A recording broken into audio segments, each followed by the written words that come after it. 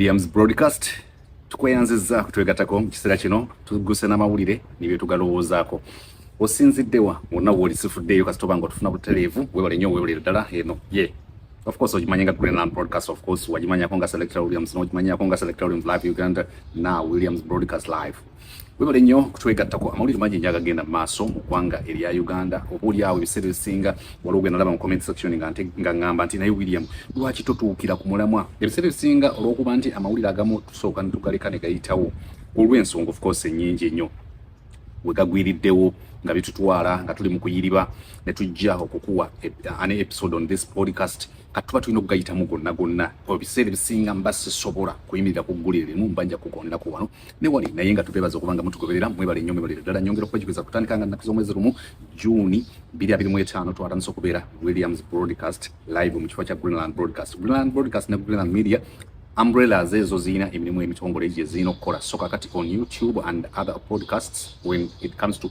podcasts vlogging or blogging we'll be using Williams broadcast live and Williams podcast live. On the Williams podcast live we do creative and performing arts. We upload episodes on creative and performing arts, music stuff like that. When it comes to Be Able Cool releasing a new album, Breaking the Chains, we put it the other side.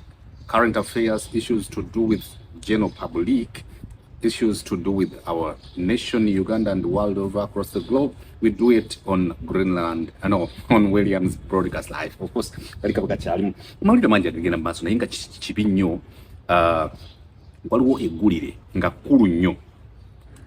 Eggulire eryo lwaki kkulu nnyo nti bitandise ebintu okweddamu. For example, mabegako otwala ba poliisi eyalumbibwa abantu bali byambalo ebyamagye abantu abali abamagye kabazze n'abasibe batuuka ku poliisi bwe bamala okutuukawo aba poliisi ne bagamba waayi bano bemuleese okusuula wano bavuddewa mulina fayiro zaabwe statements zaabwe ziriwa abaali abamagye bakuba aba poliisi emiggo mizibu nnyo okumaliriza byonna nga poliisi esinziddwa amaanyi. Kakati nabadde ndi awo nga ntunula wano ku Daily Monitor nga bagamba nti just in a breaking story for that matter, a group of UPDF soldiers driving in drones have raided Wachiso Police Division, beat and detained the district police commander, SP Esther Kiza, and other officers before firing bullets at her office. Sources said Monday. Yesterday. Kakati kirabika ng'ekya bulijjo definitely omuntu abira bibya bulijjo ajja kujja kugambe nti William ez'ensonga za bulijjo gobadde tokimanyi. Yes, mujjukira bena bagamba nti ne minors ziba nga zisobola okubeera majors. Babadde okimanyi nti ffe mu music minor eraga bukugu. Kati ensonga ezimu ezabanga ezitalina makulu zina okuweebwa amakulu gaddala ku bulamu bwaffe. Actually a disclaimer, siriwa ami nzogamba mwanda badambu nga ndi wa iso bana I'm just a designer nsala obusazi naye akajambala obugatto bwange buno okitegedde mulokole. Yes, nasolo totandika kuŋŋamba ebyo ka t-shirt kali normal, actually it has ebigambo ebyo byonna solo omwo mwatambuliza ebigambo ayinza okugamba omulaba omwana we twamulaba dda wa iso siriwa eso siriwa piso siriwa giso siriwa anything iso, but at least I've just chosen to put on like this. Tekitegeeza nti tuwamagye n'olw'ensonga eyo nti ensonga ezimu zemulabanga ezitalina makulu zijja kwekanga okwetaaga okuweebwa amakulu. Bw'olabanga police security operatives attacking each other, security institutions or agencies attacking each other, kiba kitegeeza nti we are doomed. The status quo is worrying. We are portals of a disaster. Kunjegoyego za disaster. So n'olw'ensonga eyo ekyo kitiisa ekyokuba nti balumbye abasajja bali mu kuvuga drones ate nga drones tuzimanyi quotes mu ggwanga lya Uganda. Drones ezibadde zoogerwako nti zibadde nga zirumba abantu ba bulijjo ne zibatwala ne zibajjawo. Ku mulundi guno tuli mu kwogera ku drones nga drones zizze ne zirumba Wachiso Police Division ne bakuba District Police Commander SP Esther Kiza nga tebana kuba masasi ku office abadde bamutwala wa nze naawe. So another story is about explosion.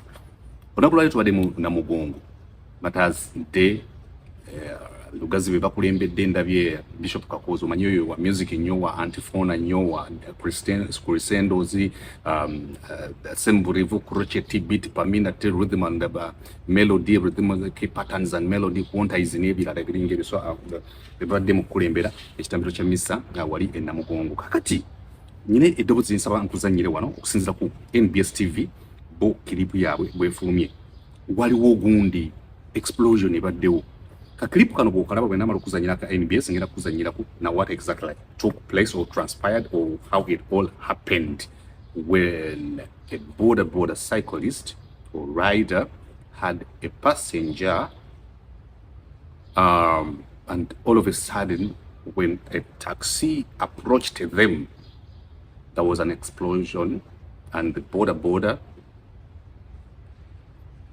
went into bulere nesese boka yona ne gwao ne bagweri ne bafiirawo.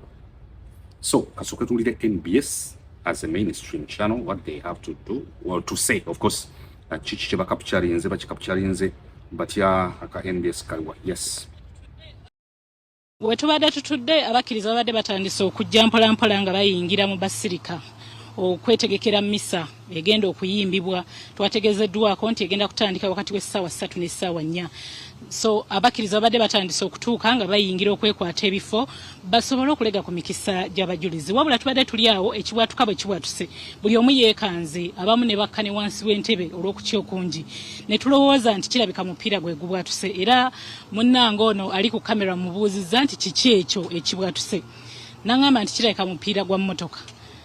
Ne tutya nnyo kubanga okubwatuka kubadde kw'amaanyi ddala kunyenyeza basirika kyennyinza okwogera era tulinzeemu kaawo katono tugenze okuwulira amasimu gatandise okuyitingana nti bomu ebwatuse ku basirika ne tugamba nga tetunagiraba kwe kufuluma ebweru ebigere bitono nnyo ddala nga bw'olaba mita ziringa 3 ku 5 okutuuka ku wankakyayingira basirika ono owa Namugongo ekitegeeza nti obulumbaganyi buno tebubadde wala ddala. Bwe tuwulidde ekiwatuka kwe kutambula ne tufuluma ebweru tutegeere kiki ekiriwo. Tusanzewo abasirikale nga batuuse dda Afande Kamjira n'abasirikale abajjat n'ebitongole ebirala babadde batuuse dda okwetegereza ekibaddewo era nkukakasa nti akadde kano abantu ababiri abafiiridde mu bulumbaganyi buno bonna bakyaliwo tebannagibwawo ekitegeeza nti obulumbaganyi bubadde bwakabeera. Wabula ensisi yeeyongedde abakkiriza babadde bazze okusaba mu basirika babadde tebannatuuka bangi basaliddwako eri ebusukka kkubo buli luuyi basaliddwako kuliko n'abayizi b'essomero ababadde bazze okwetaba mu kusaba kuno okwenyi. Of course oyo munamawulire wa NBS abadde akuwa kati ate eyo gy'olabanga overlay eri mu kurunninga keeka ze CCTV camera kyezisobodde okutulaga ku butya ki ekibaddewo. Olaba boda bwetambula eriko omusaabaze emabega waliyo taxi ejja ebanga etuukawo bano bagende bawetebwe bati explosion nebaawo. So bangi kati bali mukuwa endowooza yaabwe sisobola nakugiwa olwaleero sisobola kuba opinion eri conclusive because siri mukugu waliwo benda by'ababodaboda nga bagamba nti eyo yingini ya bodaboda ye yabise n'ebirala bingi nnyo. Waliwo omusajja abadde ajoginga eno gwolaba mu black ajoginga eno ng'alina hoodie abamu bagamba nti oba oyo yaki byonna kyebikiri. Let us just give an update. It is just news for you. You can go into the comment section and give your opinions, and you're entitled to all your opinions. I cannot give opinions on that, at least now. Let us listen to what the police spokesperson, at least at the scene of crime, what he has to say. Over there, explosion, nga abantu babiri babadde ku piki ne wavaamu explosion kikitu akafuna kati naye kirungi tewali bantu ababadde kumpi abalumiziddwa naye kikulu mu kino twagala kukakasiza abantu baffe nti security eri embeera eno egikutte bulungi naye ekikulu kyenjagala okubuulira abantu baffe babeere nga bakakkamu ate bakole ekisoboka kyonna okulaba nti gye babeera tewali ekintu ekitali kya bulijjo ekibeerawo naye tweyongera okubeera mu lunaku lwaffe olw'abajulizi nga teri atutaganya security tubawo obukakafu nti tujja bakuuma nga bwe tuyanze tuli ku Williams broadcast live. A story yedda ku kiri kyemade kugamba nti buli kintu kitwale tuongera okubeera abekenenya abegendereza bafaayo ennyo nolanga tuli mu kiseera kino ekyokuyingirira akalulu ka 2026. Anything can happen and from anyone. Anything can be done by anyone at this point, particular time and point. So nolwensonga eyo tulina okubeera more vigilant. Of course ebitera okuvaayo bya ekyo tubadde tukisuubira, yes obadde okisuubira naye kiyinza okutwaliramu obulamu bwo. Ebyo bya bizanyozanyo bya gundi ne gundi biyinza okuba ebizanyozanyo bye naye kakasa nti oli more vigilant okulaba nti weewaze otya ebizanyozanyo ebyo. So katulindiriza okunoonyereza okugenda okuvaayo okukwatagana kwebyo. Bwe tuva ku mawulire ago ag'ennaku, of course nga maze n'okutegeeza nti beera more vigilant, anything can happen. They can kukwatira ne baga obadde ovunaanyizibwa ku ekyo, anything now can happen. Nyina omukutu gwengoberera ennaku zino mbadde ngamba nnyo mukwano gwange Princess Mimi nga mugamba ndi mukola research about what exactly transpired during the bush war of Yoweri Kaguta Museveni and colleagues or comrades that brought the NRA and NRM later on into power. When you read, when you watch documentaries, when you watch testimonials from the Kadogos, from the veterans of the NRA bush war, bobigata nebyolwaliro olina okubeera more vigilant. Ebiseera ebisinga bwe mba nnoonya nga nyina bwe nabeeranga e Uganda nga njogera about music, I used to share some my researched content with some people nti bwe mbeera ku radio nga mbyumya omuntu aleme eggambo oyo naye yeegeziwaza. One person I used to share stuff with is Juliana Kanyomo's Mr. Semakula namagamba nti kino jja kugamba nti ngenda kunyumya Bob Marley njubisa, but ono manager wa Bob Marley ali mu kwogera, ono mama wa Bob Marley Rita Marley ali mu kwogera, ono muganda wa Novel Marley tata wa Bob Marley ali mu kwogera, ono Sedela Boka yali mu kwogera, ono Mike Joseph Jackson yali. So nyina channel yendi mu sharinga ko ne call abera Billerica in Massachusetts nendala Charles Misuke we California. At least Bob ayina bye bawuliddeko nabadde njala gisharingira nasola nzo kutafuna time to listen to this long or these long stories. So when you listen to those stories you like ekisooka abaana ba Buganda baafa nnyo, abaana ba Buganda baafa mu lutalo lw'Eruweero, abaana ba Buganda bakaaba amaziga bage bakomba, bakadoogo tebasobola kusoma ebiseera ebyo, tebasobola kusoma olw'okuba waliwo olutalo lw'olutentezi, abakyala baali babatutte, bafiirwa baganda baabwe, bafiirwa bamama baabwe, olwayo bagamba muzeeyi tuyambe, ate nga abamu era bakutegeeza nti bwe twali mu nsiko muzeeyi yatusuubiza bino olwayo tetubirabyeko. So nze kyenjagala okupiikingayo there kyekyokuba nti bingi gwe byolabanga ebyokusaagirira olunaku lwaleero abasajja babyogera mu testimonials. Omusajja yanyonyodde story n'agamba nti twalumba banka y'e Kayunga ne tugikuba RPG kubanga twali tusuubirawo bank manager omusangawo tugenda okukonkona mukyalo ina tugamba yasuze ejjinja etuukawo etugamba tukole ki tetulina bwe tugulawo ne bagikuba neegwa banka. Olwo baali bazze kulumba ddwaliro babbemu eddagala, baali bazze kulumba banka baggyemu ssente. Bwe bagikuba ekizimbe nekigwa ekya banka bwe kimala okugwa safe nezivaayo. Gaali yali mu kunyonyola definitely migadde nti safe nezijjaawo naye nga safe ezo bazikuba RPG ne bazikuba nga safe tezisumulukuka, bazitema embazzi basalo bazitikke butisi ku birole bazitwale. Bwe batuuka eyo safe ate ng'ezimu mulimu obusente butono, mulimu ebyapa by'abantu. I was like my goodness. You know, you guys, before we get excitement on some stuff, when we supposed to make research okutegeera jjajja Yoweri Kaguta Museveni, who is Museveni. For the last 5 years, I'm taking time to research about this guy, to read about this guy. Kati ate nfuna testimonials from people who are participating in Mutalo. Uganda bimu ku bizibu by'erina olunaku lwaleero byava mu destruction of infrastructure during that bush war, 81 to 86. Mbadde yala kuwa precaution about kukuwa cautioning mu precaution okusoma katona afudde asinga tugende mu bumyufu agobera Williams broadcast live obumyufu primaries national unity platform akakiiko k'ebyokulonda katongoza ne kagamba buli ayagala okwesimbawo ajje NRM netongoza ayagala okwesimbawo ajje Democratic Front ayagala okwesimbawo ajje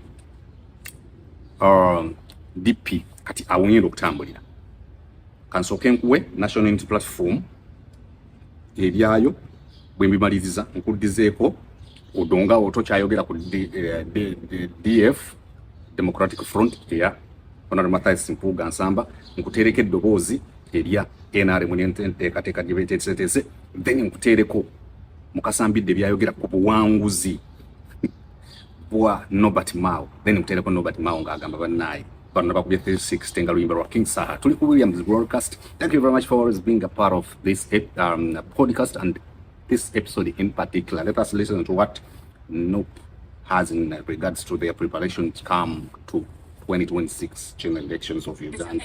Becha NUP bannakibiina ab'enjawulo bakedde kuŋŋaana oluvannyuma lw'okulangirira nti ekibiina olwaleero lwekitandika okufuna ebifa kwabo abaagala okwesimbawo ku kkaadi ya NUP n'okuzza empapula ezijjuziddwa. Akakiiko k'ebyokulonda mu NUP kasoose kwogerako eri bannamawulire mwe kategeerezza nti enteekateeka zino za kumala kumpi omwezi mulamba okutuuka ng'ennaku z'omwezi 23 era ne bannyonnyola ku byetaagisa okuva eri abeegwanyiza ebifo wamu n'ebifo bye basuubira abantu okwesimbako. Okufuna abantu bonna abeegwanyiza okuvuganya ku tiketi y'ekibiina ekyo kitasobola ennaku z'omwezi nga 2 okutuuka ennaku z'omwezi 23 ogw'omukaaga omwaka guno. Kampala ne Wakiso emitendera gyonna application zammwe zirina kujja wano ku National Unity Platform Headquarters Makerere Kavule. Akakiiko kagamba nti wadde waliwo abakyali mu bifo eby'enjawulo eby'obukulembeze tewali muntu yenna alina kwesoma nti alina kkaadi y'ekibiina kuba tebalina gwe baawadde tikiti ya kibiina yadde. Ono asabye abantu okwewala okulimbibwa nti waliwo asaba ensimbi ezeetaagisa okubayisaamu ku bifo eby'enjawulo. Tubalabula abantu bajja kujja ebbali babalimbelimbe nze bwonkolera kino nja kukolera kino bwonkolera nja kukolera kino. Tukola ebintu bino mu bulambulukufu mu musana mu bwerufu. Tetusuubirayo muntu yenna yenna kujjako muntu yenna yenna ssente. Oluvudde wano awo akakiiko ne katandika okukwaza ogwako naddala okufuna empapula z'abakomezzaawo empapula zaabwe ez'okweyagaliza obukulembeze ku bifo eby'enjawulo. Okusinziira ku kakiiko buli muntu eyeegwanyiza ekifo alina okutuukiriza obukwakkulizo bw'ekibiina naye ng'ate kikulu okuba n'endagamuntu. Ba city mayors ne municipality mayors balina okuleeta empapula z'obuyigirize ezaabo za tteeka naye nga ziri kye tuyita mu lunyanyimbe certified copies oba their equivalence. Ekyo kyatteeka kye batubawadde obudde nga bungiko. Yadde nga luno lwe lunaku olusoose abantu ab'enjawulo bakimye empapula omubadde Zambaali Blasio Mukasa eyeegwanyiza eky'omubaka wa Nansana Municipal, omubaka wa Katikamu North Dennis Sekabira n'abalala. Nkoze gye bayita structure okulonda abali representative okuva mu byalo 103 ebikola Nansana Municipality. Nsuubira nti structure gye tukoze ejja kutuyamba okutuwa obuwanguzi ate mu byonna nga tebukoma ku nze zokka n'okwongera okunoonyeza president w'ekibiina kya NUP president wange Robert Kyagulanyi Ssentamu obuwanguzi mu kaluka n'akabindabinda. Kubanga wategeera enzikiriza ffe biki bye tukkiririzaamu ya ideology nga values ne principles ne norms z'ekibiina ozimanyi ng'ate ne ground obiina. Enteekateeka z'akakiiko k'ebyokulonda mu NUP ez'okuwandiisa n'okuzza empapula z'abaagala okuvuganya zikomekkereza ng'ennaku z'omwezi 23 omwezi guno olw'okusunsula abanaaweebwa kkaadi. Okay, kutandike Williams broadcast 2026 ayinda atinta Senge singa banyo tugamba nti actually yenjogera ya Uganda nti weyinda sibwe tonnya walwa yangami nti oyogera Oluganda olulungi singo to wine versions of English.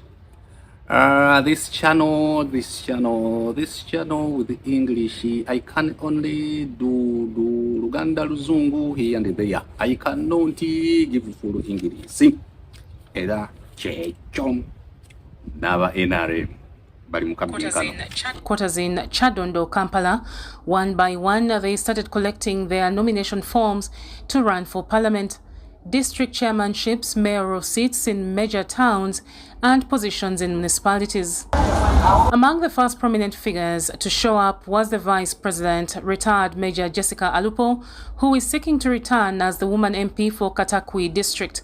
In the 2021 elections, she ran as an independent after losing in the party primaries, but still managed to defeat the official NRM flag bearer, Violet Akurut. You come here, you leave us your expression of interest and your CV. The Speaker of Parliament, Anita Mong, has also reaffirmed her intention to represent Bukedea district once again, a constituency she currently represents. I now hand over to her this file to start the process. The Speaker has urged all those hoping to participate in these elections to use the allocated time to avoid last-minute processes. I want to urge all the candidates out there who want to express interest to stand under the mighty party, NRM, to make sure that they come faster and register and get their nominations.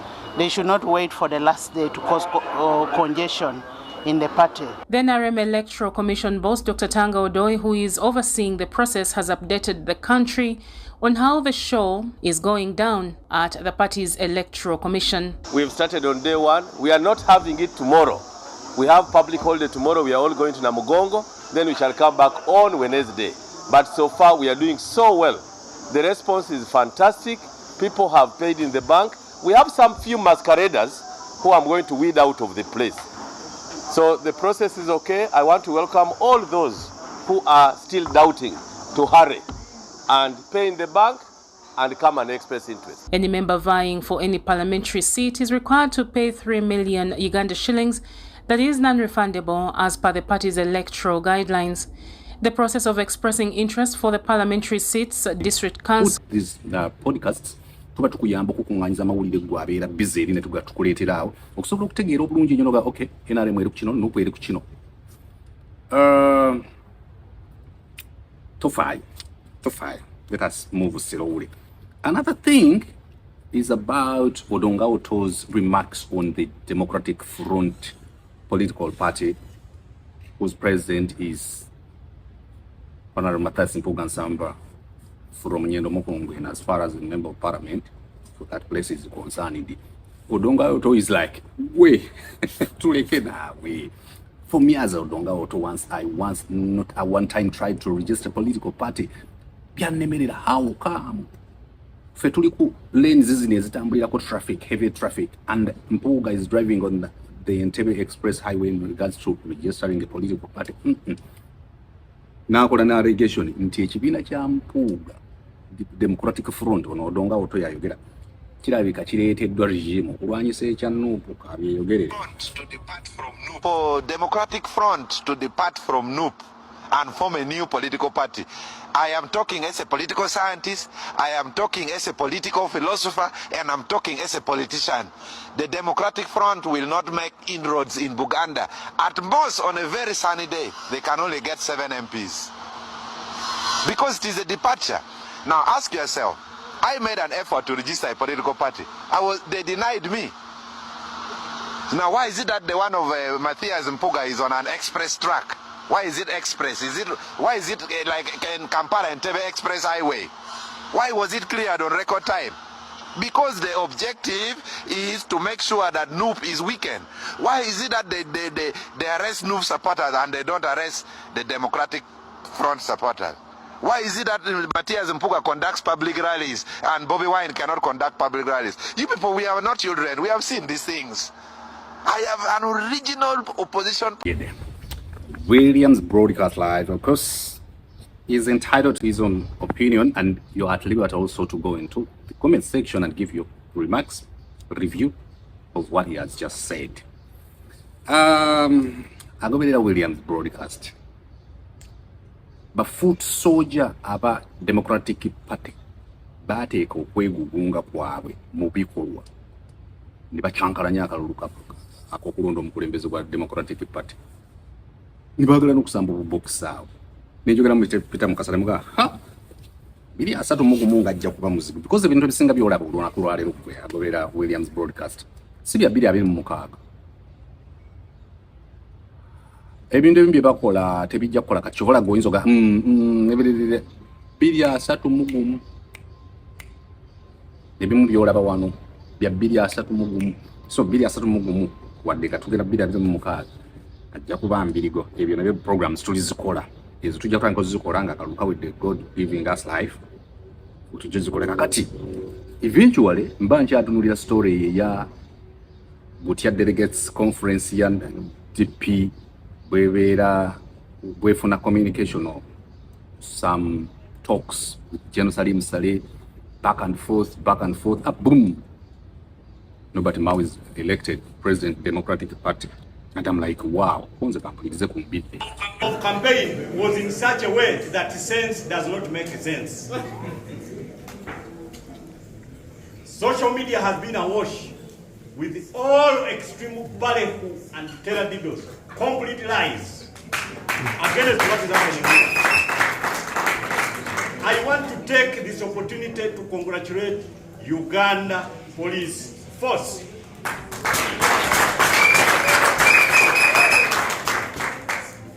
I have been the national campaign director for this campaign. I know. Within us, we established extreme positions, including intelligence. We have been faced with extreme spasmodic jacks within our campaign process. Persons that are geared towards capturing ballot boxes, beating the president, maiming, causing extreme mayhem against all delegates, to the extent that we had to utilize the support system called security, guided by the Constitution of the Republic of Uganda. Okay, that is deeply for you, but again, yo mulonde Nobert Mao chichi ayogera ku kulonde bwako. EMC and all those who assisted you, I want to thank my fellow competitors who vied for this office. I want to congratulate you for a hard-fought campaign.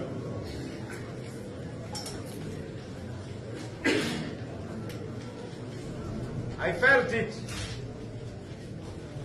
There was a time I called the Vice President, Honorable Fred Kasabinde. He was quite concerned that I was saying nothing to the media. I was not commenting on social media. And then he told me that we looked like we were paralyzed. Then I told him there was a French general who was in the battlefield, and his headquarters called and asked him, how is the battle condition? And his answer was, perfect, we are surrounded. Indeed, in this campaign, my battle conditions have been perfect because I was surrounded. So, in any direction I fired, there was an enemy. It was 360 degrees. So the battle was very easy. I didn't have to choose targets. Omuwulidde Nobert Mao olutabala lwamwanguyidde nti bw'oba olina abalabe bo nga bakwetoolodde 360 degrees teweetaaga kubanoonya bwoti buli lwokulaba oti ng'okuba Charles Musoke ng'okuba Kole Berarika ng'okuba Monica ng'okuba Nasolo ng'okuba Mimi ng'okuba Dance Echo obamalawo. Okay. Muchibi Hope, how are you? Muchibi yabadde ngamba nti owaayi otusumbuwa go Selector Williams Live Uganda Greenland Broadcast Williams Broadcast Live konze ye na mutima nywerera nnyo ku Uganda nyaffe mujebali Uganda empya mujebali waliwo mwana JB Muwonge is doing a great work. Mordecai Mulisa is a good one. Manyi njagala nnyo abantu abakola ebintu mu ngeri eri journalistic professionalism. Mordecai Mulisa will tell his stories right way. Era bo be batuzaamu amaanyi n'ogamba nti kati ffe ng'abazeeyi baba Mordecai Mulisa balina ekintu kye bakola bamanyi kati ffe twajja ku ssuuli nga tuli mu intaani ayagala kuleeta kiri nti tuli bakulu. Waliwo n'omwana omulala alina radio kwe yalaze yabadde ngamba kati mwe bakulu baffe konze mu sense ki ey'emyaka oba oyagala nkuyambeko how to program your show oba oli mukunkuza. Olaba abantu ba media ekintu kye bakola ekyo n'abayimbi abamu abo batoototo Lydia Jasmine mukulu naye bakusanga papa no nga ekintu ekyo nakiganda ne kusaasira olw'okuba mwali mu ndongo nga mujja ne mutusangamu teweeyogeza kintu ekyo papa nga sitesha tokiddamu nze ndi mwana muto kati ne bakirekera ne bakalo nanto nga kusanga muzeeyi owaawa kugina emyaka emito. National ID renewals, a process is going on. Bageza kugiteeka ku online naye abamu bagamba kikyabasumbuwa naye ky'obaomanya the process of renewing the national IDs in Uganda is on. Nalabye capital gang the gangsters oba ababeera ku bayita ba gangster ba semijunganda kabakuuma bakabatwalidde wali ku capital FM, which is good. Abalala bakyagamba bannaye kyalimu buzibu naye NIRA is doing their best in okukola the national ID registration renewals and registration. So abantu mwenna abaagala okurenewinga mukinoonyerezeeko mulabe engeri mugisobola okikola. Nobert Mao yawangudde naye Uganda Sebu yawangudde. How did he? Before I go into my last remarks, Bishop Semogere ayina remark gundi message jawadde ngali enamugongo ngagamba banne nga tugenda mu kalulu kano twewale nnyo ebikola ebinaleeta unrest okuleeta obunkenke obwegugungo, but always obwegugungo bulina ensonga zaabwo lwaki bujja naye ye bwati bwayogedde katumu. Uganda is approaching the general elections next year. We remember too well the wounds of past politics and political tensions, the pain, the fear, the silence of the oppressed. We must not repeat those mistakes. Let us build a nation where political competition does not become enmity, where elections do not provoke unrest, and where leadership is measured not by power but by. Okay, thank you Bishop Bishop Smogere, because byo tujja wano tugante mwogedde kasitoyo geddeko yeah, at least akalulu kajja ka 2026 obubaka bwenjagala okusembayo gwagoberera Williams broadcast. Tonyoma kintu, tonyoma anything, tonyoma any sign, tonyoma any trigger. Bwemba noonyereza civil war ye Angola, civil war ye Cameroon, bush war ye Uganda, entalotale ezo zonna nyina byenziyigamu. Of course Uganda kyenjiyigamu kiri kimu. You know, when they are doing their propaganda, they will be like, ekibiina ky'ebyobufuzi ekya FDC kittisa abantu, ekya DP ndoza nakyo kyattisaako ku bantu, in quotes. Then ennaku zino tulina NUP. Egimu ku misango gya Robert Kyagulanyi Ssentamu gy'alina kyattisa abaana b'abantu. Nze bwe nabanga mmaze okulaba story ya music, abantu baali banjiga nze nga lwentu bwe bankyaza ku TV nkuwa ebyafaayo nti bannange kakati wano omuyimbi nga nziraye wa Bob Marley, bannange musiki ne ati ayina amaanyi nga nkuze wa Fidel Castro Cuba n'abalala kye bamanyi ennyo ekya South Africa. But mostly people what people know about South African art contribution to their redemption or revival or overcoming the appetite is just the release of songs like What's Got the Power by Yvonne Chaka Chaka, Who's Fooling Who by Chaka Chaka, those songs. It is beyond the songs you listened to by South African artists. There was a strategy. Kati nze navanga ku luno oluyimba gwe lwawulira obuwulizi, Let Me Be Free, Mama Dalandi, Yvonne Chaka Chaka. But I went ahead and I used to go ahead and dig into depth of the late Stephen Kekana, who used to write songs. What motivated the guy to write such songs? And he organizing right from the Sugar Shaka Talent Search. Kyekyaletera Sugar Shaka Talent Search. Sugar Shaka Talent Search yaleetebwa abantu abali bali eno mu bazungu ba Bradford. Abali benga abayimbi niba artists babasumbwa nnyo naddala baali bafunye motivation and inspiration from the Lady Smith and Black Mambazo. Kati baga kale abayimbi bonna tubakuŋŋaanye eno. So when you see the NRM trying to reorganize the artists, mobilizing them to Ulu to form the Uganda Musicians Association, the Federation of Musicians of Uganda, definitely all that has been happening elsewhere. Happening in Angola now. So never know baba kunganya. You take sugar chaka talent side. But again, Gabazungu ones over kunganya. We call record label. Yeah, Gallo Records in South Africa and Joburg. Ate Stephen Kakano Rachacha wandi kabino. Then the strategy was there to Umsajali Kazinga meeting individual writers okubategeza olutabalo lwali. So normally in so many nzira yemabege. Kati mpulira nnyo bannabyabufuzi nga boogera nga bagamba ngate obuuli awo osobola okugamba nti obulumi obwo nsobola obutegeera nti kakati abantu bali mu makomera, kakati abantu babasse nga ngamba nedda. Jjajja Patirisi Yes alina bye yaŋŋamba, Jjajja Bukiina alina bye yaŋŋamba, naye Jjajja Museveni ye bwe yali ajja ng'ovudde ku bibiri bye baamuŋŋambako because bagenda okuwamba Makindi oyo. Nze nali mbeera ne mama Nakamatte, mama yali agenze kusuubula Dubai. Nawulidde omusajja ng'anyumya story n'enzijukira alina yes. Kuba amasasi agasembayo ffe okuwulira tito okero olutwa twali awo Kibuye ku Kavule we twali beera mama we yalina edduuka lya music. Kakati ndaba bamama Nakamatte nga batusindika mu bitanda wansi. Kati omusajja yabadde anyumya n'agamba nti Makindi twamuwamba ssaawa 12. And I was like, nali mwana muto, but I remember ffe abaali bava ku Moland okuyingira mu kitanda wansi. Nzijukira okulaba okutambula okwali awo abasajja abo bajja ne uniform ezaali eza green,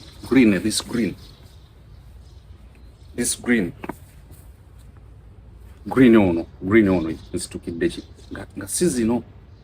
Kakati ekitwala okusoma Jjajja Yoweri Kaguta Museveni n'okulaba okuwuliza testimonials ezo kwe kubuuza ye yafa. Ye teyafunanga budde bufuluma, teyafa. Fortunately, we thank God for that. Kati sobola kunenya Kyagulanyi okubanga ye tebana. Jjajja yafunanga chance n'afuluma n'ebweru okugenda okumobilize nga n'okufuna byonna because owulira bagayi nga bakunyumiza twafunako ne transmitter eyo yali egenda okubeera radio station ne tugiteeka ku lusozi oyita Ojoko bwe yakitegeera ne bagenda ne bagijjayo n'ebirala bingi nnyo twafuna ebyokulwanyisa okuva ewa Gaddafi ne baleeta amasasi ne tugeetikka miles zino bye nga abaana b'abantu bebageetikka. Museveni nga yeetikka nedda baafa ye. Migadde yagambye nti nga bamaze okukola zino platoon ndowooza ebeeramu abantu bangaana 7, then company obeera mu platoons nga 3. Kati bamala ozikola ezo ne bagamba abamu bagende e Nansana ku Kitoogo mu Lubijjaawo, side ze Nansana mu Lubijjaawo ndowooza namuŋoona, then abalala bakuumire wano Kyengera. Mbu abasajja Migadde agamba abaana ba Buganda baafiira abantu awo kubanga bwe bamala okukuba Kayunga nga bamaze okubba bank n'eddwaliro, abakyoli n'abalango ne wabaawo olutalo wakati waabwe. Bano abayeekera ba Yoweri Kaguta Museveni bwe bakuba nnyo bali abalabe ne bafa ne bagaana okugyawo emirambo egyo ne bagyokyawo ne petroli. Bino mbijja kubiri byempuliza bali boogera abaaliyo abalwayi.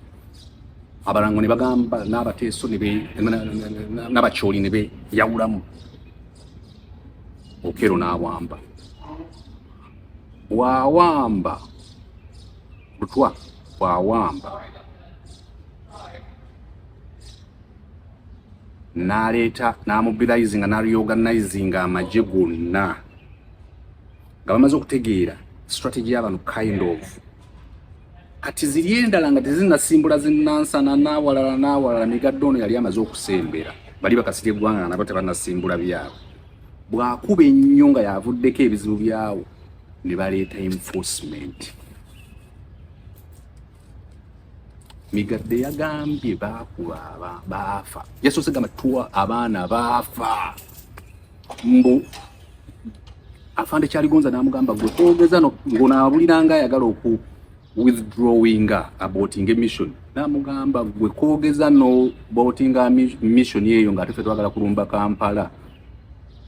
nja kutambuza bigere tuse wa Museveni kyana kolo ya kitegeera mufunze n'agumirawo n'olutalo lulinga movie libo uli abana bano nga banyu because bana ba Buganda babinyumya mu Uganda be bali mu nga bakadogo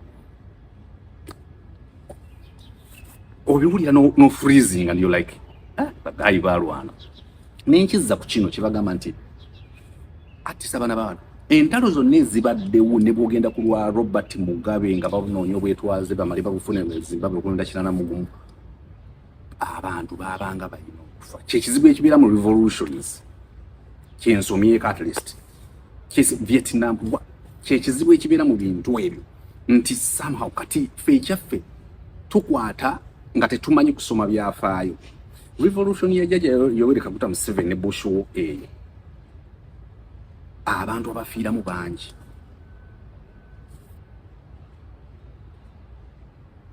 ewakyagula olwokuba yaliwo abantu bafudde of course botosobola kugeraageranya kubali kyengezaako okugezaako okuinterrogating nga nkikutere naawe mu conversation digesting olabe how to go about it is that can you have a revolution ng'ogijja ku Jjajja Yoweri Kaguta Museveni nga yasibye otya nno ssebo tekisoboka guno musango tuguteeke ku Kyagulanyi nti era nga bwe tulina okuguteeka ku Kaguta gwebwogamba nti guno abaana abasibiddwa tuguteeka ku Kyagulanyi because ekintu ekivuga nnyo point yene kyannema bringing out oba ontegeera omuntu agamba abo Bakyagulanyi bebatisa abantu babeesije bebatisa kibi nnyo okufiirwa omuntu ge mazima naye ne bana abakkiriza mu luweero ne beetaba ku lutalo beekanga nga bafiirwa obulamu olwaliro nga tebalina kyebafunyeemu so let us read hard let us try to watch stuff with substance ebintu ebirimu omulamwa nga tetubeera nnyo mu bintu ebikyamuukiriza. So good thing is that I've at least shared with two guys of mine, Charles Musoke, California, and Colin Bella Rica, to also watch and listen to those guys. Kali katugamenti balimba. Na yebi into byebimu ebanga lyonna litwabanga tukyaza makulu pasere gwanga bwajja ku reception yawo ng'alinze Robert Sempala bamukyaze ku Subi FM, bajunju bamukyaze ku Radio Sapiensia. I used to interact with those guys, the late Kasirye Gwanga, n'abalala bonna bisobola kwogera bakyali abalamu ng'akubuulira. Niba kadoga bamu betusobodde okunyumyako nabo and okutuukira ku archives ezimu zetulina zitwajjanga ku police paka kati kintu ekyo kyali feto kyali didiri lusajja bagamba twatuuka emakingi ne tutta abantu abasirika tuwatta abantu Kadogo nga yagamba nti twatta omusajja yanyumiza migadde n'agamba nti omulimu gwaffe ng'abaali Abaganda abaana Abaganda kubanga baba Nyankole baali babatiisaayo nga bali abasajja b'obote oluvanyuma abalutwa bajja kuzuula mangu nti bano si baawano kati nga bakozesa mbubba baali basome ekkololo n'awona n'agamba mbunze nga bwe nkulaba obulabi bwenti njagala kulyesa batandikirawo batta abantu kyobomanya infrastructure yali destroyed and it was robbed, destroyed and robbed nti waliwo ebintu ebimu ebyabbibwa ebikalu waliwo ebintu byebaamenyanga amalwa so kati question yange as a journalist investigative journalist ebintu ebyo byaddizibwawo regime eno yabizzaawo malwaliro ago gaddawo sente ezo zaddizibwawo eddagala eryo liri accounted for oba byonna ebeera collateral damage ya lutalo bano Bakadogo abafiirwa abantu baabwe abafiirwa bamaama baabwe omusajja yagamba nti ne batematema mwannyinaze nga ndaba bwe nti omusajja mulala batematema girlfriend wa n'ebirala bingi nnyo so you supposed to meditate on such stuff okutegeerera ddala kino okukitegeera obulungi when we doing data analysis with cyber security abasoma cyber security bwe baba bakuyigiza nga bakolesa ku kizimbe nga wano okutegeera kutya bwogenda okuzimba firewalls okubakolera security olina okukola thorough analysis okutegeera ebintu bingi nnyo ebiri beyond just intranet extranet and the system you want to build kati mbire bintu njagala nnyo abavubuka naddala mwe abato mugenda beyond nga mu reasoninga nnyo kyobola njagala nnyo Mordecai Mulisa njagala JB Muwonge njagala abantu abo bagenda into depth nga si bya kwara I don't like that. Goodbye.